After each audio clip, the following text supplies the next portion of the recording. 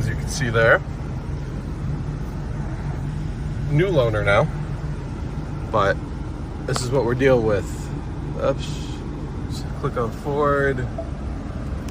It is 8:40 and it's 44 degrees. So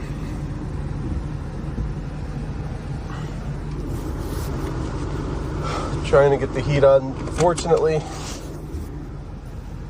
this diesel does not have one of these rapid supplemental heaters, so it takes a little bit for this girl to warm up. Really need to get back into the habit of remote starting her, especially in the morning. Let's do this though, hold on, because we're not in tow haul, and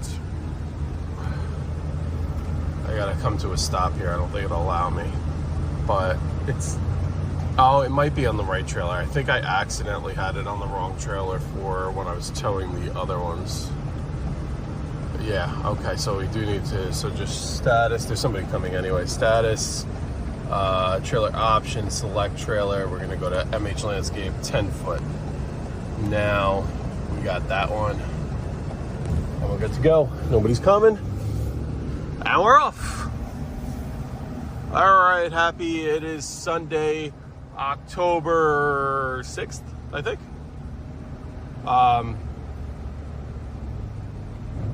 It's supposed to be a beautiful day today. Obviously, chilly start, but is what it is. I wanted to give an update video. I was able to get all of the what I'll call more projects done from the seed and straw big job that we had. That was the whole getting truckloads of soil delivered in. That's wrapped up and all done, and hopefully we got about a month of grow time for that before everything goes dormant. Hopefully we can get a little bit of growth on that before the spring, and then whatever. I'll talk to them if there's no growth, but I was kind of adamant, like, you need to get on the watering. So they said they'll be back home Monday, and he's on it. So so there's that. We did aeration overseed job, so I don't own an aerator. I always rent those out. It cost me all in, even with some dumb insurance thing that they kind of make you put on it.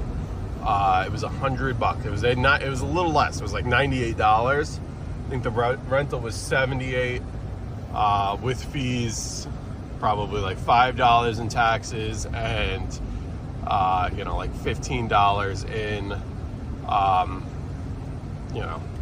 some kind of insurance policy that they kind of force you on, which is fine, because I've probably rented them like 10 times now, which you would be saying is okay. You're almost, if it's $100 a time, which sometimes it's a little bit more because I get it for the day rather than I just did a 4-hour rental there. It'd be like $150 for the day. Which would probably be more like $175, $180 with fees and whatever. But I did have one kind of break on me. That was a while ago. It was a few years ago. The chain popped off and those things wouldn't. I actually fixed it myself, but it took me a little while to fix it. So, I guess whatever. It's just build it into your prices. Get the insurance policy. I mean, they kind of force you into it anyway, and then just build it into your prices, right? So, but the deer performed flawlessly for that big soil job, because that was on a little bit of a sketchy area. We were going down a slope, and obviously you're working up, down. You're never going across. But, really using the kind of everything that little 1025R had. At one point, I was back dragging, which I know you're not really supposed to do, but I was back dragging the blade to kind of smooth out and quasi-grade whatever I dumped. And I did have, I gotta look up, I still have yet to Google it. I did have a flashing yellow, like, exclamation point within a triangle or something like that. And then as soon as I stopped doing that, like I lifted the bucket, it stopped. But I guess it was warning me like not to do that. I guess that was way too much pressure on the cylinders and everything there. So, which I know you're not really supposed to do anyway. Everybody kind of does it. But that was, it was nice that there was that little warning there, because I was doing it other times, but like lightly, and that was definitely a bigger ask of the machine, so to speak, and then it threw me the warning. So okay, fine. But thank you for you know, we're good. So that project's done, guys. Just if you're new, like, or part-time, listen. I know it's very expensive to have a machine like 1025R. Expensive. And forget skid steers. Forget it. Every landscaper will tell you if you're starting off, you need a skid steer. Now, number one, you got to think about the price. Forget about new. Even if you want brand new, you know, you make the argument new and warranties and shouldn't really break, and then you can make the, you know, if you buy a used one, you know, yes, you save money, but there's downside. You know, you can make, there's two arguments there, and that's fine. But a new skid steer, like a decent one, is at least $80K, and you know, they even go up into the hundreds from there if you're talking, you know, like a DEF machine, which is over 80 horse. You also got to remember, where the hell are you going to store that? You know, do you have a yard or something where you could store that? Most guys don't, especially like if you're not, you know, if you're, once you start having a bunch of them, yes, but you know, where do you live? Like, I live in a place where, yes, I could, I'm fortunate enough, if I really wanted a skid steer, I could just keep it in my yard, because that's, you know, it's where I live.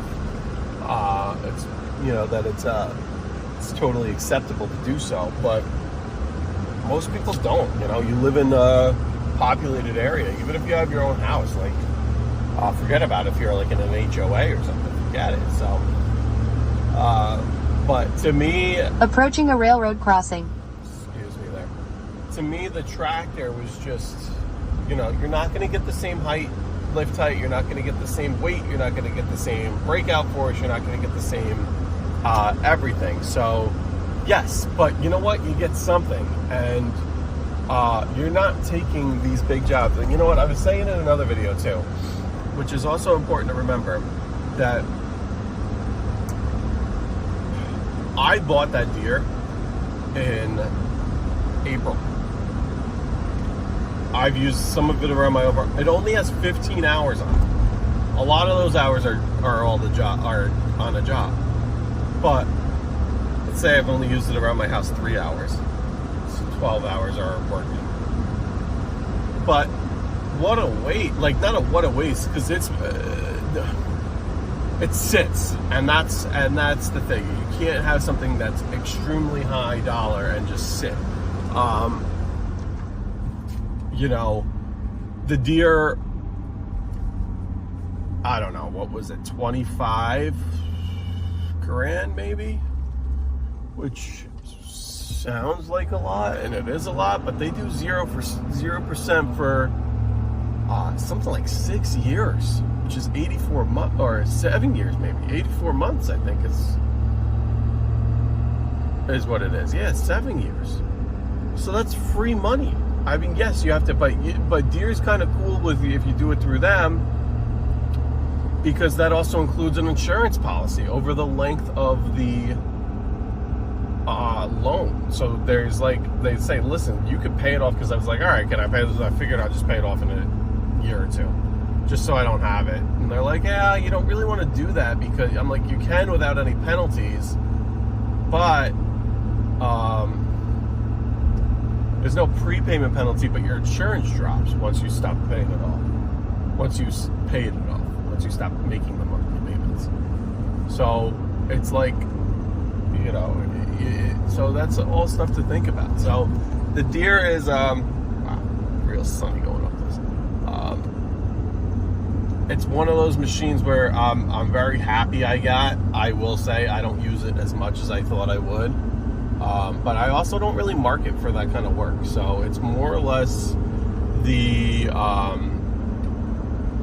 clients that I have on a routine basis asking for something a little extra. But yeah, but it's good. I also don't have a lot of. I really just have the bucket, and I have a landscape rake. I obviously have a ballast box too, but I don't have a lot of attachments or implements or anything like that. I like to at least get forks. But that's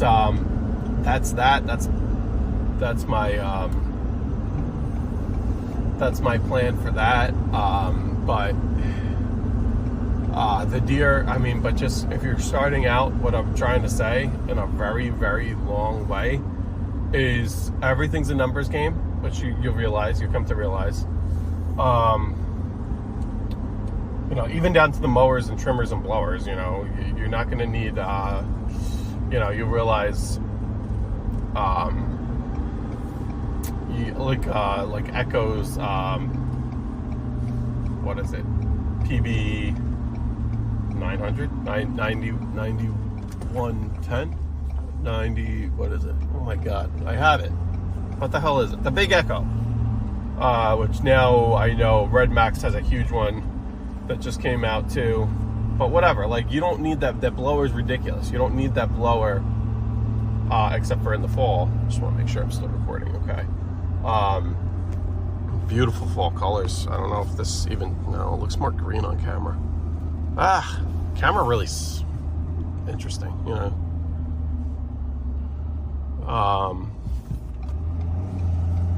But let's see, this has to show a little bit, but it really, really pops right here. I mean, it's kind of showing a little bit, but it's popped a lot more. Yeah, but you know, even down to something like trimmers and blowers, you know, down to this really little stuff, from then to the big equipment. You got to see what financially makes sense for you and your business. And well, what does Caleb Allman say? Buy the nicest thing you can afford at the time. Without strapping yourself to, you know, you want to be able to afford nice things, but you also don't want to be like really sweating to, like, for instance, with the deer, I know all winter that thing's not going to make me a dime. It's just going to sit. I might use it, push some snow piles, but I'm not going to buy a plow for it. It's just going to, it's going to be a garage ornament, so to speak. And that's fine. That's fine. But I know that going in, and I know. But that payment is, here's what I'm getting at. So that payment, and that included like all the attachments. So you can even get one cheaper. You can get a 1023E. You can get whatever. But loader, you know, the landscape brake attachment, whatever. Which is a really, really nice attachment. I used that recently. I really didn't make a video on that, but I'll touch on that in a minute. But that all in is like $283 a month. To me, that is less than my cheapest yard per month. My cheapest yard per month is about $290 a month. It is my cheapest. So I just take 1 yard, throw it out, and that 1 yard pays for that machine all year. And that's without using the machine. You do one job on the machine, even if it's small. I've done a bunch of small jobs, all in a day. $2,000 here, $2,000 here, $2,000 here, $3,000 here. So, in the twos and like one in the threes. but like 4 of those. All of a sudden, you're at,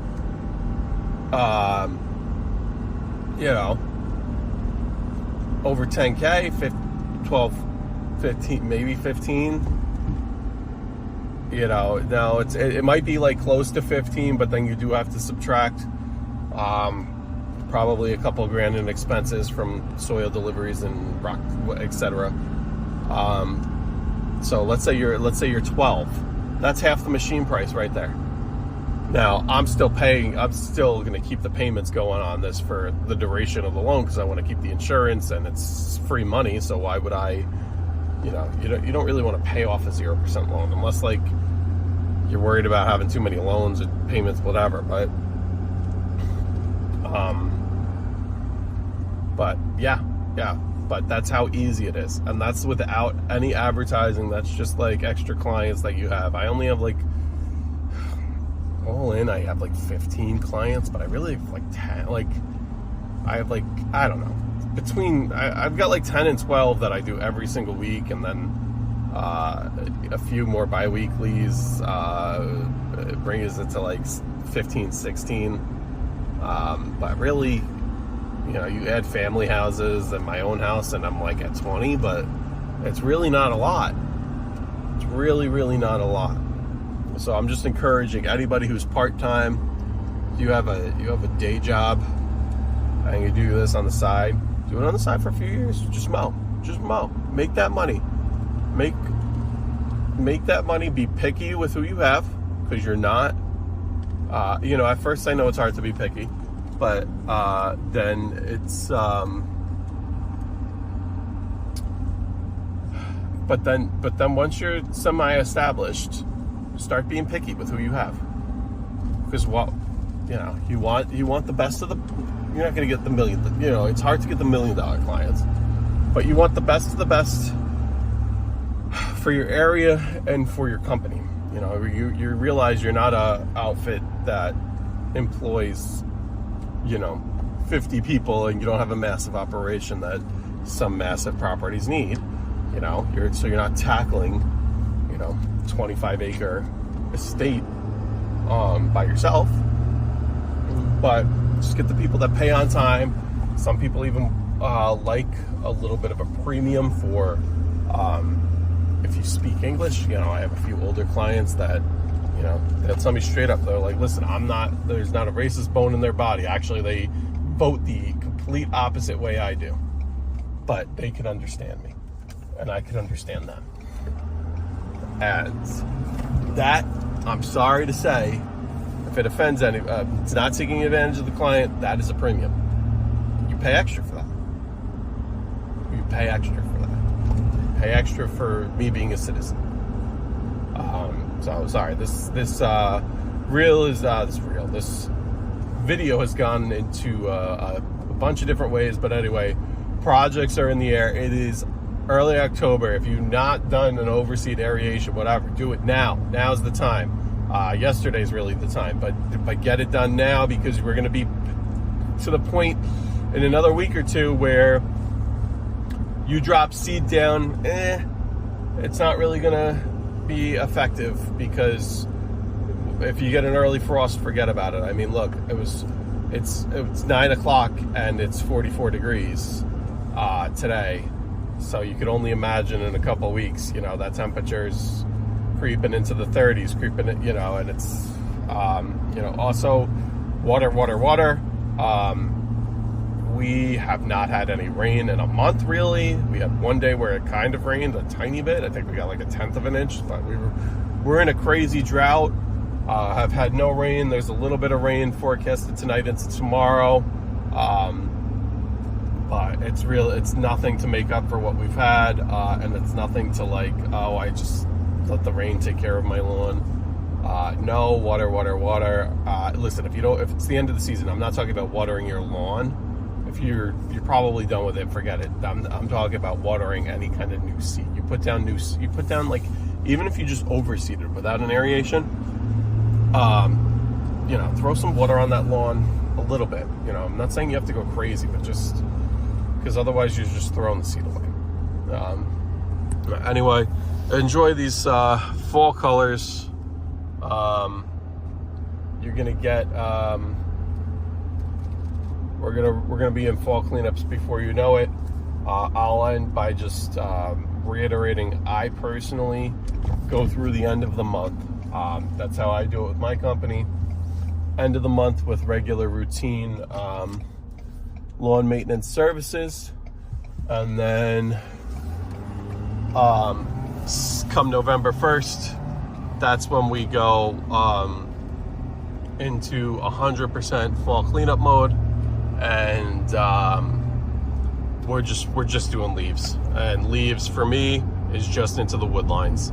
I've mentioned that before. You know, it totally depends on your area. You can't get away with that everywhere. I understand that. Not every house has a wood line, whatever, but I strategically do it now. I can't wait one day. I would love a windstorm, and I just knock them all out, windstorm into the wood line. But for now, the little Billy Goat push blower I do have, it is an 18 horse, but that works wonders for now. And it's a little bit more physical labor than I'd like, but it's a working out at the same time. But anyway, everybody have a great rest of your weekend, and a good start to your week ahead. Finish out the rest of this regular maintenance season strong, and looking forward to cleanup space.